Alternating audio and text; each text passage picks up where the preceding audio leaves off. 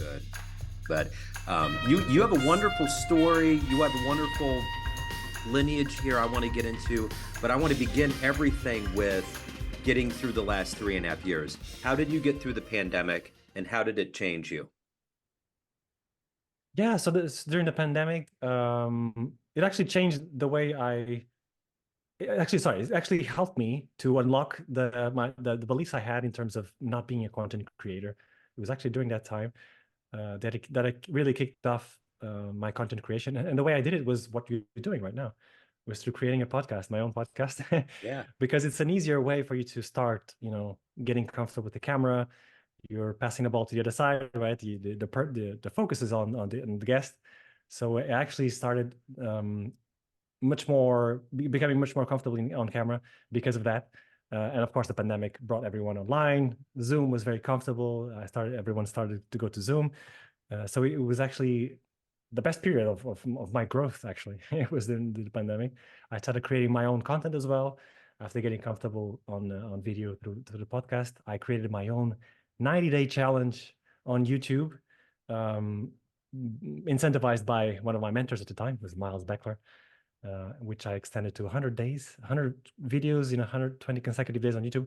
And it really unlocked all my limiting beliefs I had in terms of content creation. And I found my voice, I found my audience. It's really an experience that transformed you completely because you gain a new competence very quickly, right? yeah, Condensed 90 days.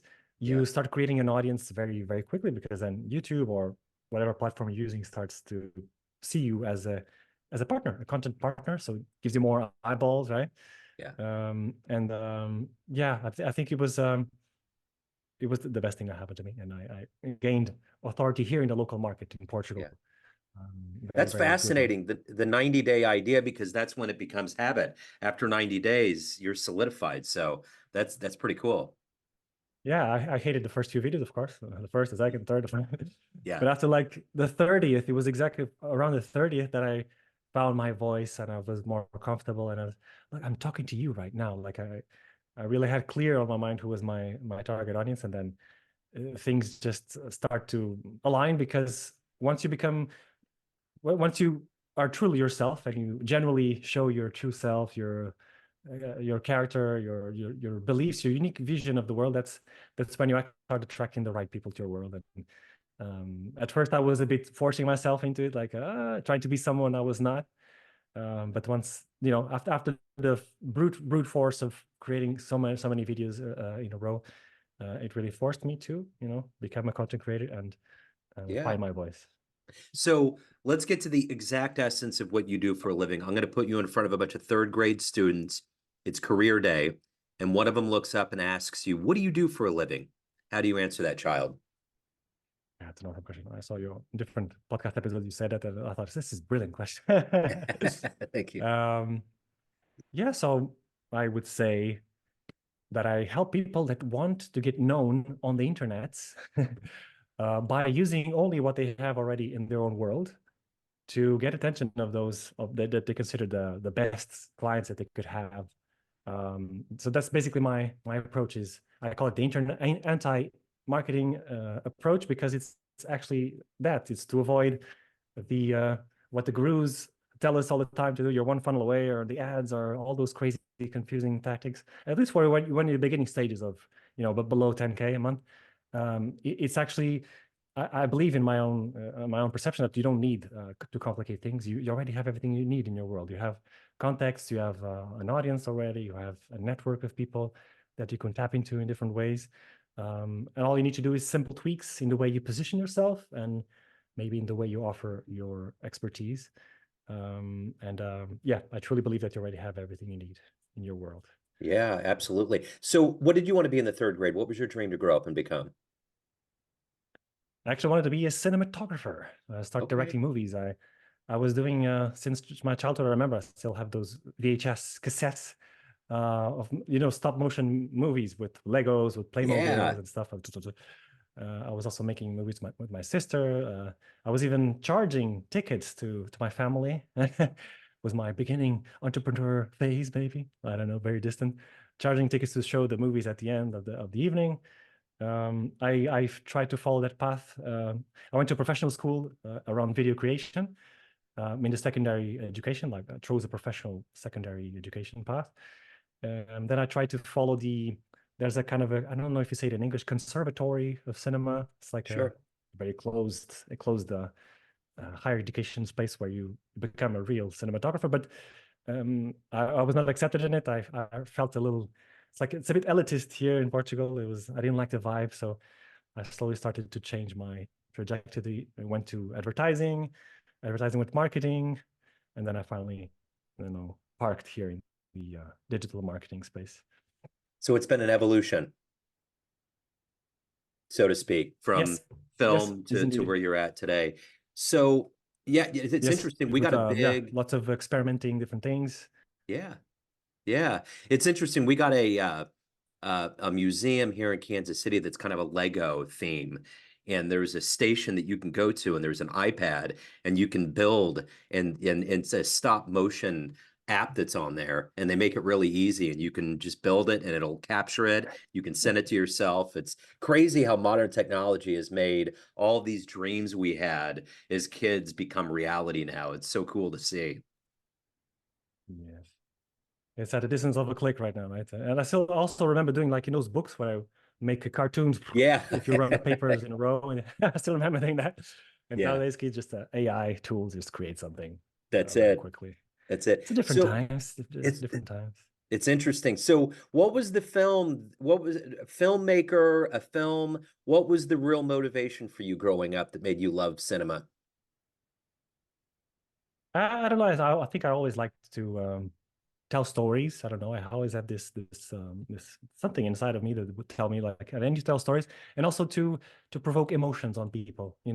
That's something that also I always find it fascinating when I was showing my movies and people were like, oh wow, this is so awesome.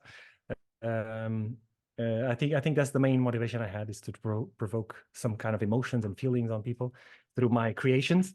And that's is somehow still reflected in my nowadays, the choice I've made through my career as a marketer.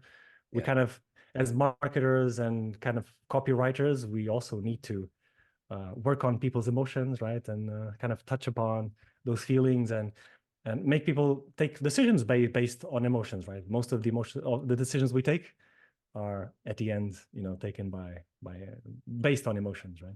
So I yeah. think that's what attracted me. So who's been a hero for you, an inspiration in your life? Well, quite a. I have a couple of them, right? My parents, of course. My dad has been an entrepreneur since a very, very young age as a civil engineer. He has always built his own path. He went to the UK. He told me many stories about going to the UK when he was like 15 or 16 and would work in bars and do crazy stuff. And so definitely he was a big inspiration for me to follow the entrepreneurial path. Not in my early stages of my life, because I worked at Google for 8 years and I was there in that corporate game. But I always had this in the back of my mind, unconsciously, of course. Um, that's the main reference I had, and of course my mom. 'Cause she's always there supporting my dreams. The crazy stuff I've done, like wanted to be a cinematographer, and she didn't care if it was not you don't make much money on that area. That she would never touch upon those kind of things. She'll just follow your passion. Bought me all the books I needed. Show me different courses I could attend, and so yeah, my parents definitely were a big played a big part in my upbringing, and they really inspired me to be who I am today. What was it like to work for Google? I mean, all of us have this idea of I mean, obviously we know what Google is and how powerful it is, but to be on the inside and to actually work there, what was that experience like? Yes, it was super fun. Mostly at the beginning, the first years, it felt like actually the first month of like they call it the nooglers, right? They just started and it feels like a university. You're there with the group of people that are in the same stage as you are, just started out together for a whole month, just training and enjoying life and having fun and being in a massive company, enjoying all the perks, etc. So yeah, definitely was super fun. And then, of course, having the chance to work with some of the biggest companies in Europe and Middle East, and witnessing working for the biggest digital reference at the time, right? It was 2011 when I started. Um, it was really, really inspiring. I talked to a lot of marketing directors. I learned a lot, but also I was in a sales environment. The sales part of I was selling basically Google Ads to different companies, right? And being a consultant. But I started to. It was a high pressure. So you work hard, you play hard, and at some point I started becoming a bit tired of the corporate world, having a manager nagging your brains every week. Got to be tired also of just feeding the big corporations, and I think at some point I became I just say unemployed, psychologically unemployable, I would say. So I decided, okay, I need to start my own career. Want to be more creative. Want to use my creativity to to help entrepreneurs and companies with the digital presence. Um, and also Facebook ads were growing like crazy. So I was like, the fear of missing out. There's so many cool platforms around and I'm limited to this thing. And so that's when I decided to come back to Portugal. Quit Google 2019. Thank God my wife supported me in that. She otherwise it would have been very hard to do that step. So let's just go. Let's just follow your path, And she didn't Yeah. mind also losing her job there. It was insane, but also very cool. And yeah, and then I came back to Portugal, and I hit against a brick wall because I brought all these complex strategies from Google, funnels, ads, etc. And creating my own business is very different than consulting huge corporations, right? Yeah. So I was making my life very hard, my clients' life also very hard with those complex strategies. So for 3 years, things didn't work out that well. So yeah, 2019, 2020, 2021, and I've been simplifying my approach as much as possible, so that it's applicable to anyone who looks to the online space. It is possible to make it easier for you to have a very cool business and a sustainable business that can sustain you, and then you can grow afterwards until whatever you want. And that's what I reached the anti-marketing methods. It was just basically, okay, use whatever you have in your world, contacts, network, current audience, simply focus on a specific niche, a specific offer, and then just tap into your network to help people that need your new offer, and create something that people that don't need your offer can also be benefited. And that's my approach nowadays. Yeah, and I think that's essential in this new world that we're in because everybody has ideas.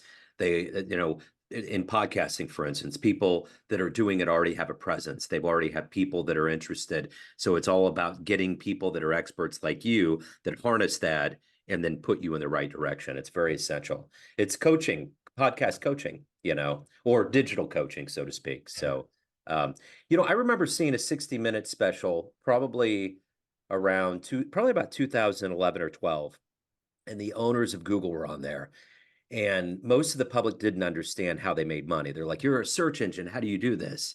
And it was all ads. And I remember when they talked about it, that like the curtains parted. Like I understood they did ads, but the extent that they made their revenue off of it, that's how Google is Google, because of ads.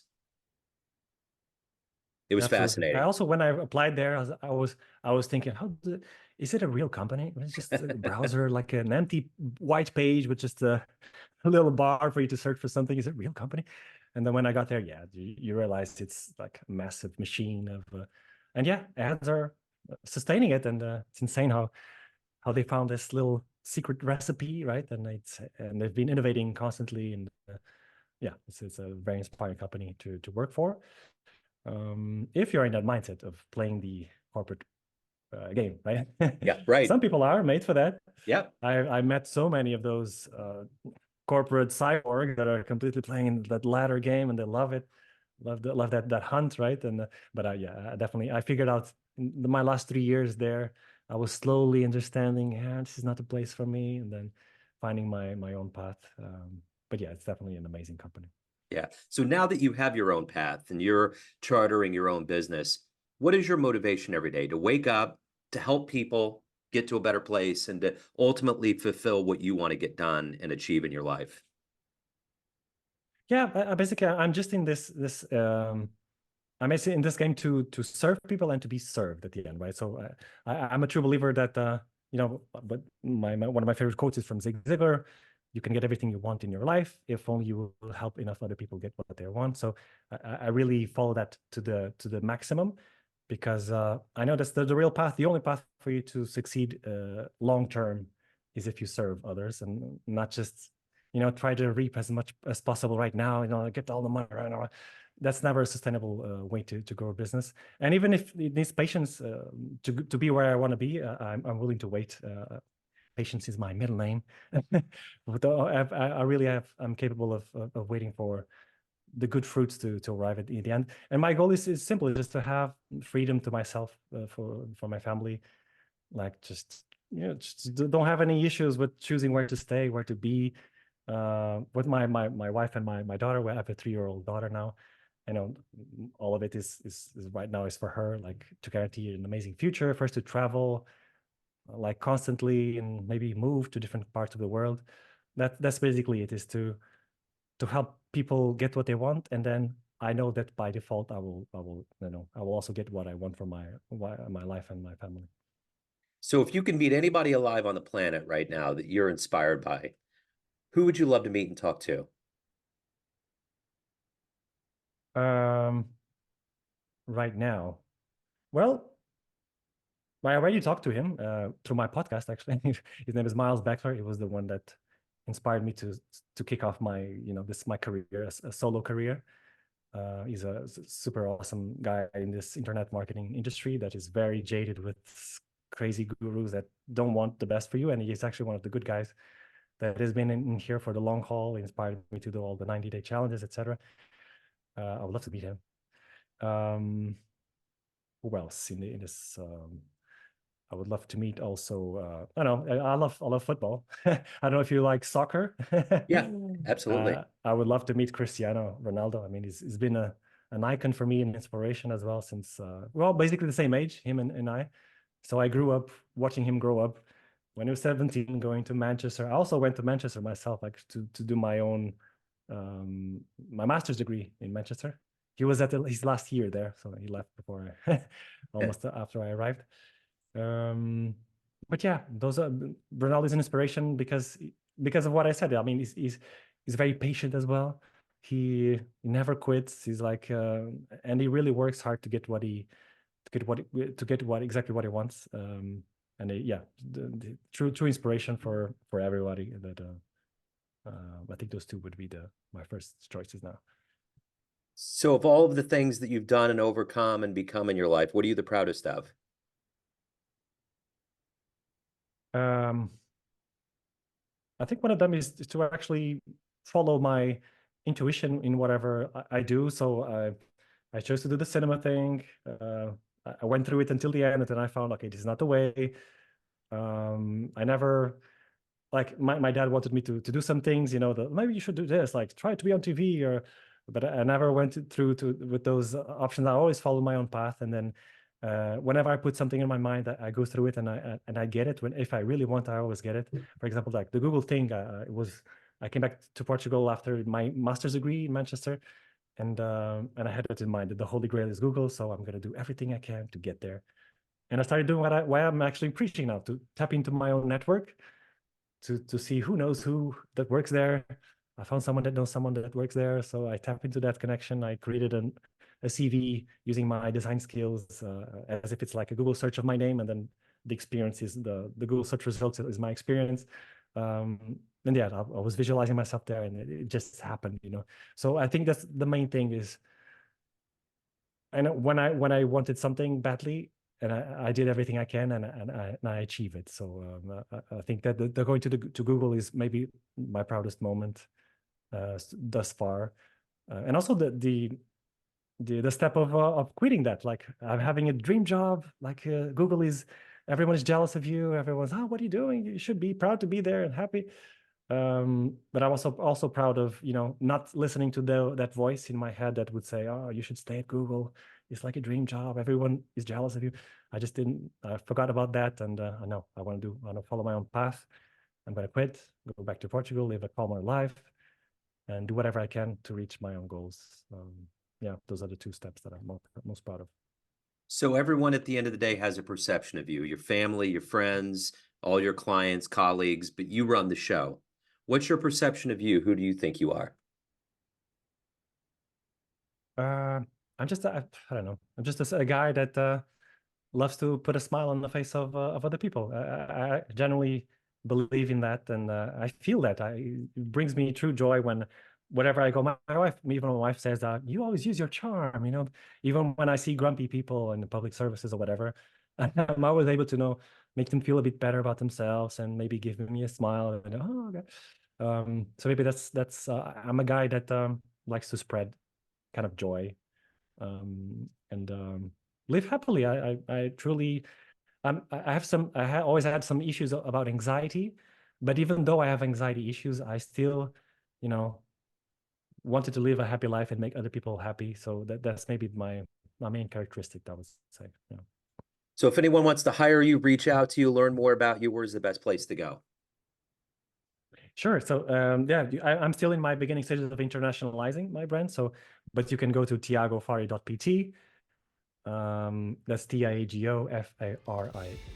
I can send you later. And if you use Google Chrome, you can just translate it and work me with there. Or send me an email with any questions you have about this strategy or my story, whatever. Tiago@tiagofaria.pt. Excellent. Tiago, thank you so much for your story. Thank you for your time. It's wonderful. Best of luck with everything. Thank you so much. It was a true pleasure. Thank you so much. Thank you, sir. Take care.